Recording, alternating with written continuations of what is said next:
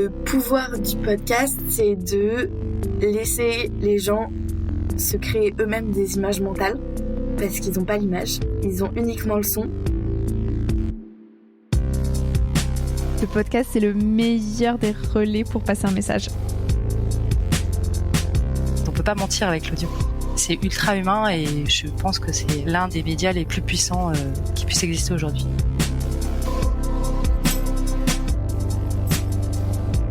Bonjour et bienvenue dans le pouvoir du podcast. Vous avez lancé votre podcast ou vous envisagez de le faire, mais vous voulez être sûr qu'il sera intéressant, découvert et écouté par les personnes que vous voulez toucher. Je suis Mélanie Young, fondatrice de Bonjour Podcast, un studio de conseil en stratégie et marketing de podcast à impact. Dans chaque épisode du pouvoir du podcast, seul ou accompagné d'invités, je vous donne des conseils pratiques et des retours d'expérience concrets pour améliorer la qualité et la visibilité de votre podcast. C'est parti ?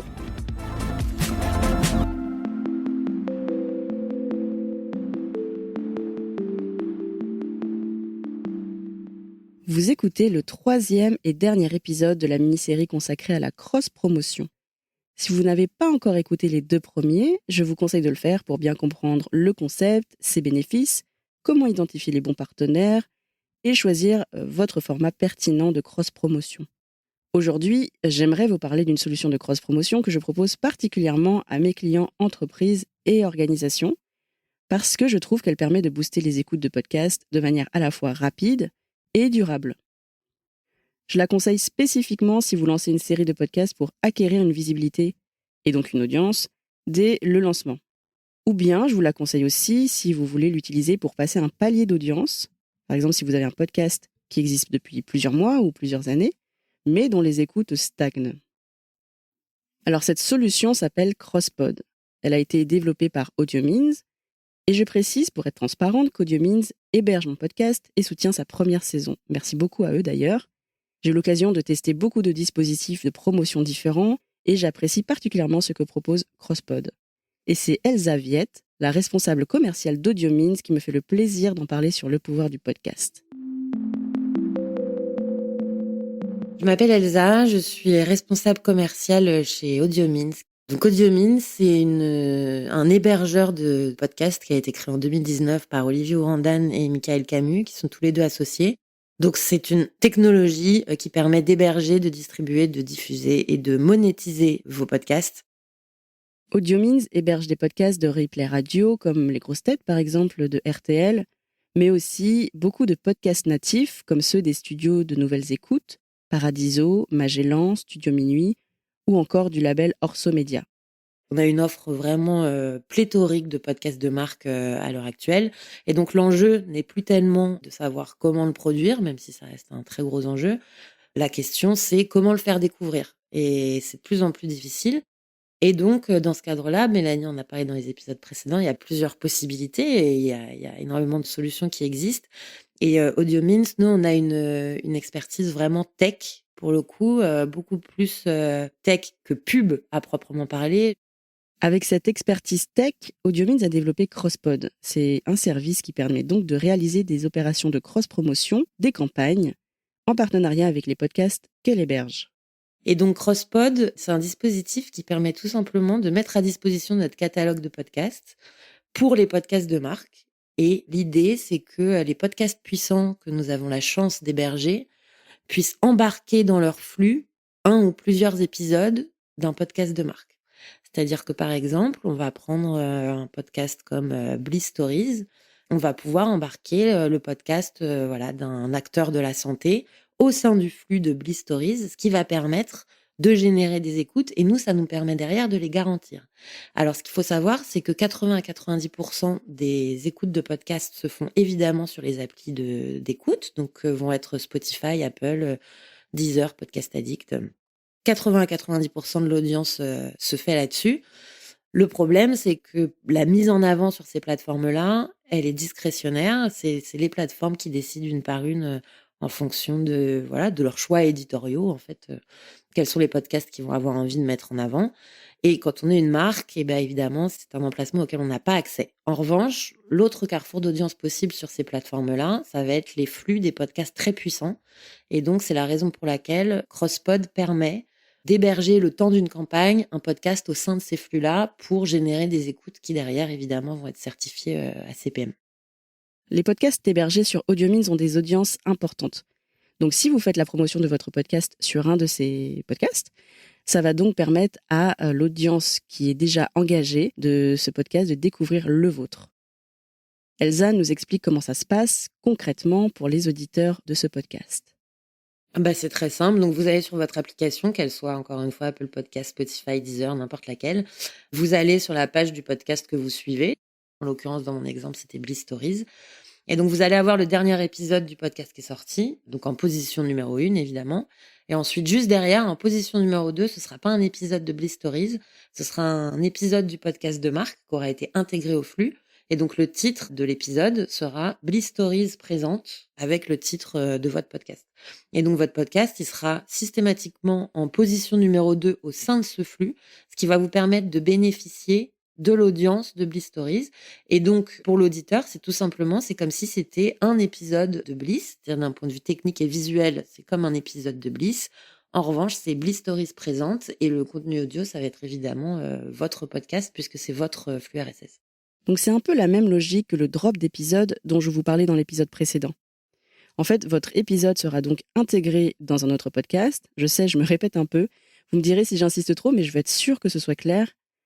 Vous pourrez aussi personnaliser le titre de votre épisode. Ça peut être un titre un petit peu différent de celui que vous avez sur votre flux RSS pour qu'il matche bien ce podcast qui l'accueille. Vous pouvez choisir bien sûr l'épisode que vous voulez mettre en avant. Ce n'est pas forcément le plus récent de votre flux. Et vous pouvez choisir le visuel à afficher. Quand une personne clique sur l'épisode, on va arriver sur l'épisode du podcast boosté et on va avoir un lien sur lequel on peut cliquer pour avoir accès directement à la page du podcast avec les autres épisodes. Ça, c'est la première chose et c'est des clics évidemment que nous, on est capable de traquer au sein d'AudioMeans.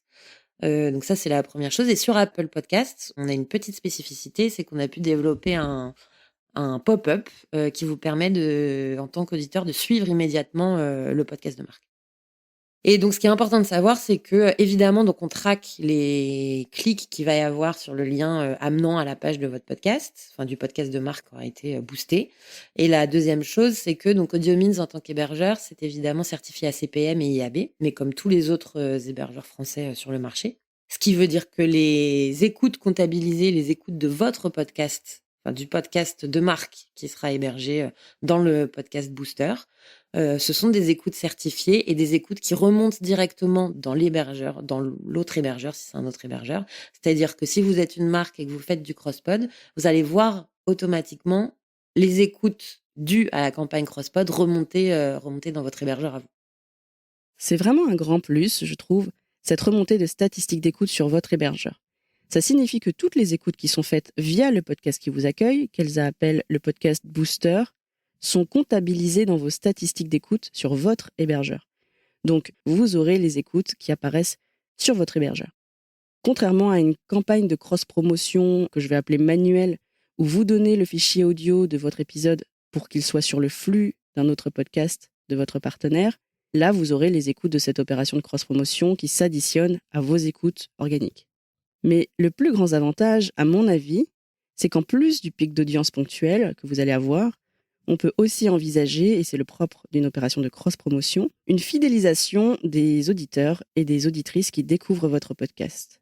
Alors bien sûr, pas 100% des personnes qui auront écouté l'épisode vont être converties en audience de votre podcast, mais l'objectif, c'est que ce soit un pourcentage le plus grand possible.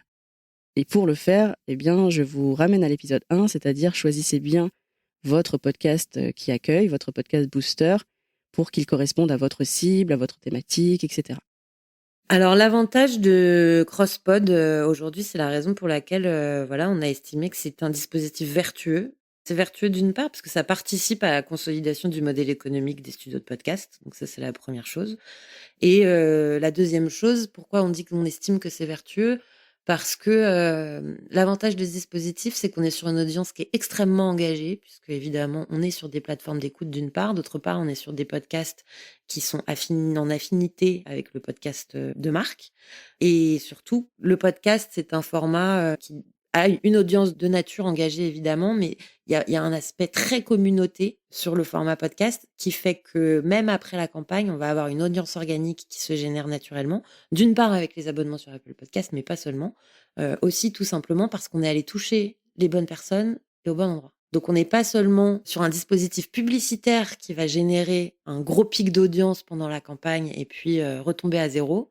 On est l'intégration éditoriale, le fait que ce soit dans des plateformes, le fait que ce soit dans des podcasts puissants, notamment sur les podcasts natifs. Ça va être beaucoup le cas sur les podcasts natifs. On a une audience très engagée, on a des communautés, on a beaucoup d'abonnements. Et forcément, derrière, ça génère une audience plus stable. Donc évidemment, ça redescend après la campagne, hein, ça va pas rester au même niveau. Mais en revanche, on a certains case studies qui nous ont montré que parfois, ça peut être multiplié par 3 par rapport à avant la campagne, parce que ça génère évidemment des écoutes organiques. Et donc, ça permet, avec le temps, de pouvoir construire une audience pérenne et surtout très important, surtout réelle, quoi. Donc, selon moi, si vous prévoyez un budget dédié et que vous déterminez une combinaison pertinente entre l'épisode à booster et le podcast booster, si ces 2 conditions sont bien réunies, il n'y a aucune raison que votre podcast ne gagne pas une nouvelle audience qualifiée. Si votre budget est assez bas, et par bas j'entends moins de 5 000 €, dans ce cas, il est possible de choisir de diffuser votre épisode, toujours via CrossPod, mais choisir les applications de podcast sur lesquelles votre épisode va être diffusé. Il y a beaucoup d'agilité possible sur la plateforme, ce qui vous permet, par exemple, dans le cadre d'un CrossPod, d'enlever certaines applications d'écoute si besoin. Ça peut nous arriver parfois quand on n'a pas envie que ça délivre trop vite, de voir avec le client si on peut enlever Apple Podcast, puisque très souvent, ça représente plus de 70% des écoutes. Dernier point, et qui n'est pas des moindres, je trouve. Moi, je tiens beaucoup à ce que l'écosystème du podcast en France se solidifie, que les créations se pérennisent.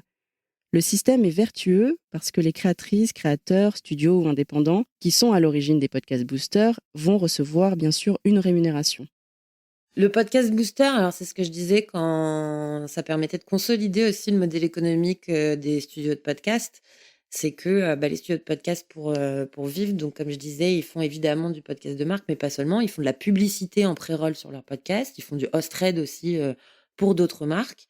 Mais parfois, effectivement, c'est pas toujours suffisant. Et l'avantage de CrossPod, c'est qu'évidemment, ça va générer. Nous, on travaille sur un système de rev share, donc ils vont prendre une partie des revenus qui sont générés par CrossPod. Donc, ça va leur permettre de consolider aussi leurs revenus.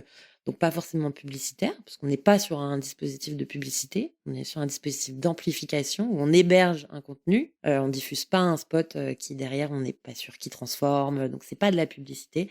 Mais voilà, ça va leur permettre de générer davantage de revenus puisque évidemment on partage le gâteau. Donc entre les podcasteurs voilà qui peuvent générer davantage de revenus et les marques qui peuvent construire une audience, et c'est d'ailleurs très efficace pour des lancements de podcasts de marque, par exemple, quand on part de zéro. Et donc après, ça permet peut-être que le podcast de marque, un jour, deviendra suffisamment gros pour pouvoir héberger d'autres podcasts de marque. Donc pour résumer, si vous voulez élargir votre audience ou gagner une audience de 0 lors de votre lancement, cette solution vous permettra de payer pour qu'un ou plusieurs de vos épisodes soient diffusés sur un podcast qui a déjà fédéré une audience engagée. L'idée est de le choisir pour son public, parce qu'il aurait le profil de celui que vous souhaitez toucher. Cette campagne sur CrossPod vous garantit, au sens contractuel du terme, un certain nombre d'écoutes. C'est à vous de le définir en fonction de votre budget, de vos objectifs, et sous réserve de l'accord du créateur ou de la créatrice de podcast, bien sûr. Et l'objectif, ensuite, est de convertir un pourcentage de cette audience qui écoute le podcast en audience fidèle de votre podcast. En bonus, vous participez à la pérennisation des créations sonores en France. C'est donc un format gagnant-gagnant et je pense que vous comprenez maintenant pourquoi il me plaît beaucoup. Voilà, la mini-série sur l'utilisation des dispositifs de cross-promotion pour développer son podcast est terminée. J'aimerais remercier toutes les personnes qui sont intervenues dans cette mini-série, créatrice indépendante et Elsa Viette de chez AudioMeans. Et j'espère qu'elle vous a donné des idées pour créer de nouveaux partenariats, ponctuels ou sur la durée, gratuitement ou payants. Et si jamais vous avez testé un de ces dispositifs, n'hésitez pas à continuer la conversation avec moi, que ce soit sur LinkedIn ou Instagram. Ça m'intéresse beaucoup de savoir ce qui a fonctionné ou moins bien fonctionné pour vous.